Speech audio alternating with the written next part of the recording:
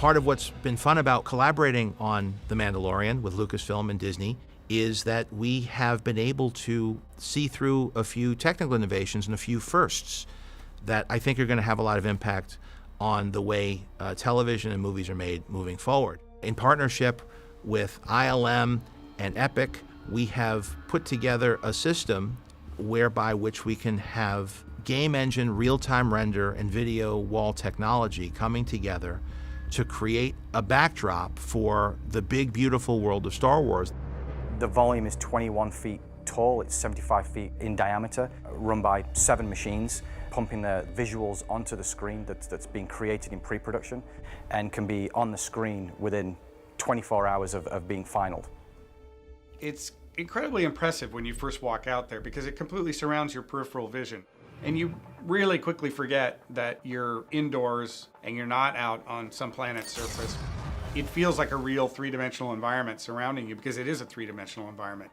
You can allow your key creatives to all make decisions together so that the shots are captured entirely in camera, which allows for a better performance. And what was so exciting about this is by bringing those people together, things started to click, and we started to realize, well, let's not just do green screen and interactive light. If we're going to design the whole set in game engine ahead of time, maybe we could have some in-camera effects. Everything in the volume is designed to both light the actors and to be a background that we can directly photograph. So you end up with real-time final pixels in camera. If you look at visual effects heavy films, you've got a film set and then it's going to go to post and it's going to get the world put in.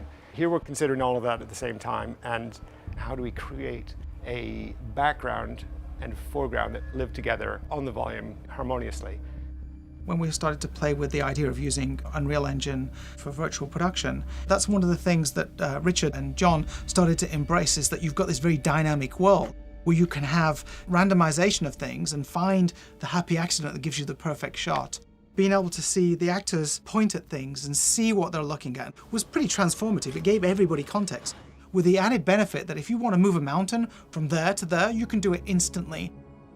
You could switch between the Iceland location to the desert location, all within the same day of shooting.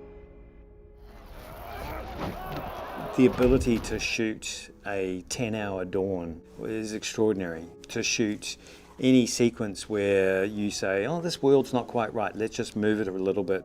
An extraordinary number of benefits and advantages for shooting in that environment. It's mind-blowing what that tool is. What you see is really what you get.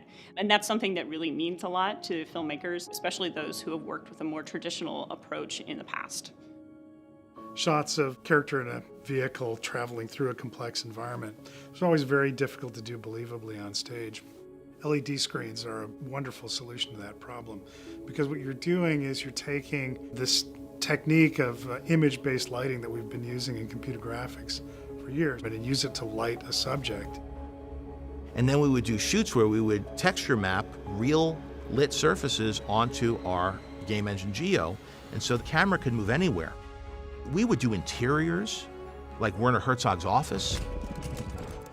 And then you started doing things like building sets into it, having half a spaceship with reflective surfaces.